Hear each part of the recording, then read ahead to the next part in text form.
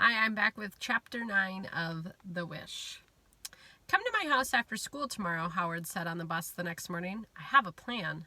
What kind of plan? I asked. A plan for catching that dog. Wishbone, I said. His name is Wishbone. Howard took a bite of the toast he had brought on the bus with him. Whatever, he says. We still need a better plan than a map.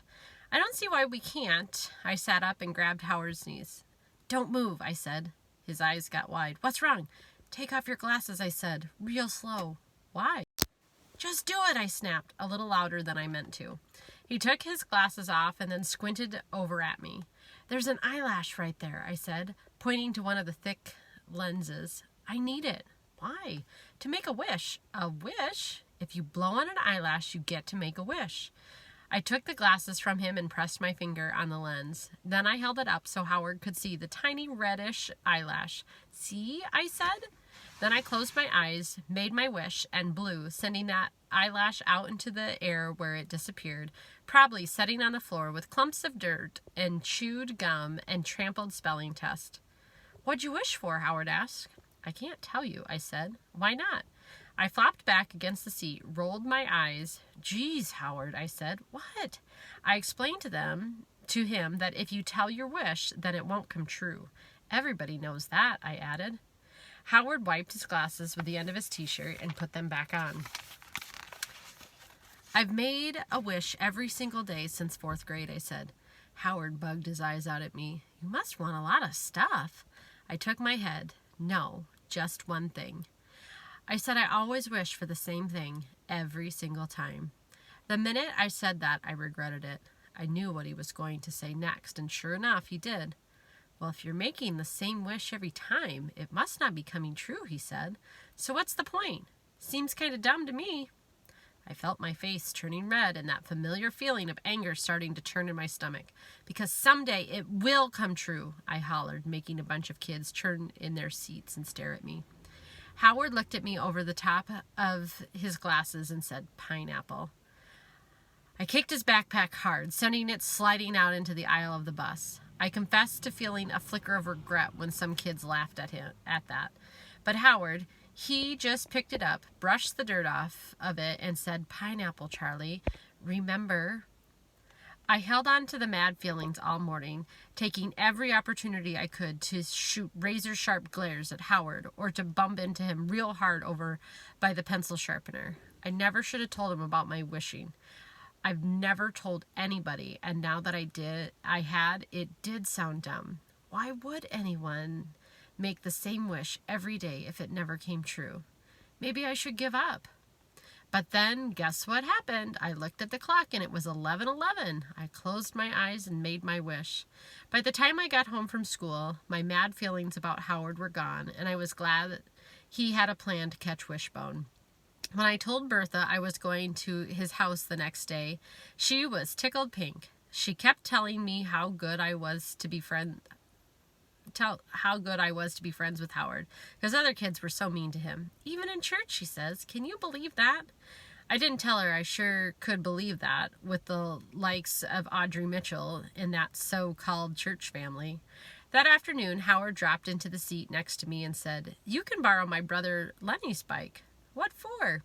So you can get home better than walking. He took a smashed bag of potato chips out of his backpack and emptied the crumbs into his mouth. I got a real good plan, he says. For catching Wishbone. And wasn't that just like Howard to go right on wanting to help me after I'd kicked his backpack and been so mean to him like I had yesterday? So when the bus stopped at his house, I followed him and Dwight across the weed-filled yard, up the rickety steps, past the ratty couch, and into that sad-looking house. When I stepped inside, I didn't know where to look first. A hamster cage on a coffee table, a drum set in the corner, stacks of books and magazines lining the walls. Some kind of tree planted in a rusty bucket by the window. The floor was littered with blankets and pillows and shoes and board games and plastic bowls with popcorn kernels and pretzel crumbs in the bottom. The walls were covered with crayon artwork on construction paper and school papers with gold star stickers and nice job written at the top. I could see that Mrs. Autumn's rutabaga trick with Howard's brother, Cotton, wasn't working too good because there were lots of drawings with colored markers along the bottom of the walls. Howard stepped over the pillows and stuffed and and motioned for me to follow him into the kitchen. "Mama," he said, "Charlie's here." Mrs. Autumn turned from the sink and smiled the nicest smile. "Well, hey!" She wiped her hands on her apron and put her arm around my shoulder and gave me a little squeeze. "Howard told me you're his backpack buddy at school," she said. "And about that Wishbone dog." Then she started going on about how Gus and Bertha were so happy to have me here in Colby with them, and weren't the Blue Ridge Mountains heaven on earth? After that, she put a cake with pink and purple flowers in a cardboard box from the grocery store on the kitchen table and told us to have some. The next thing I knew, that little kitchen was filled with boys pushing and poking and grabbing at that cake. They didn't even use plates or forks or anything, just cut a slice and ate it right there, dropping crumbs on the floor, and Mrs. Autumn didn't seem to mind one bit. The oldest boy was Burl, the only dark-haired one, loud talking and friendly-faced with a shadow of a mustache over his lip. Next was Lenny in a grease-stained t-shirt. His freckled arms were long and skinny, and he kept punching Dwight and elbowing Burl. Next came Howard and Dwight, who were only a year or two apart and could have passed for twins, except Howard wore glasses and had that up-down walk. And the youngest was Cotton, dirty-faced, sticky-fingered, legs all covered in scrapes and bruises and Band-Aids. Mrs. Autumn gave us water in paper cups and made the rounds, kissing and hugging each of those boys. It didn't take a genius to know that Bertha had been right about the Autumns and their good hearts. I don't know why, but I felt shy and out of place in there with the noise and energy bouncing around and sheer goodness clinging to the walls of that house. Howard and I sat on the couch on the porch, and he told me about his plan to catch Wishbone. He had it all written down in a notebook and even had pictures drawn with colored pencils. "You think it'll work?" I asked. "Sure." Howard closed his notebook and hugged it to his chest. Then we sat in silence, watching Lenny and Cotton filling a plastic bucket with rocks and dragging it to the side of the yard, where they were building some kind of wall. Dwight rode his bike round and round the yard, stirring up clouds of red dust, while Burl hollered at him to stop because he was trying to change the oil in his truck. Then me and Howard decided to look for Wishbone some more, so we spent the rest of the afternoon tromping through the woods and wandering up and down the side of the road, but finally gave up. By the time we got back to Howard's house, Mrs. Autumn was telling everybody to wash up for supper. "Stay and have supper with us, Charlie," she said. Before I could say anything, Mrs. Autumn added, "I'll call Bertha and see if it's okay with her.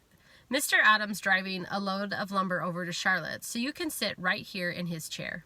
So we sat at the table, and before I knew what was happening, Howard grabbed my right hand and Dwight grabbed my left, and they all bowed their heads while Burl said the blessing. He thanked the Lord for nearly everything under the sun, including the deviled eggs on the plate in front of him.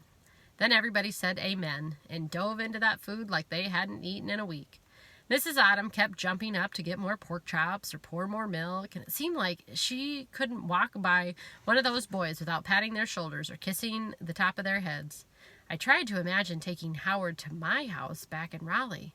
So quiet and dark. My school papers would not be taped on the wall, and Mama would not kiss me on the top of my head. There wouldn't be any cake with pink and purple flowers. If Howard stayed for supper, he and I would eat pork and beans or potato chips or a bologna sandwich in front of the TV, and nobody would say the blessing. When it was time for me to leave, I thanked Mrs. Autumn, climbed on Lenny's bike, and set off for home. As I paddled up the road, I turned and glanced back at the Autumn's house. I remembered that first day on the school bus when I had seen it and thought it was so sad-looking. Then I pictured all those boys in that little kitchen getting loved up on by their mama, and that house didn't look so one bit sad anymore.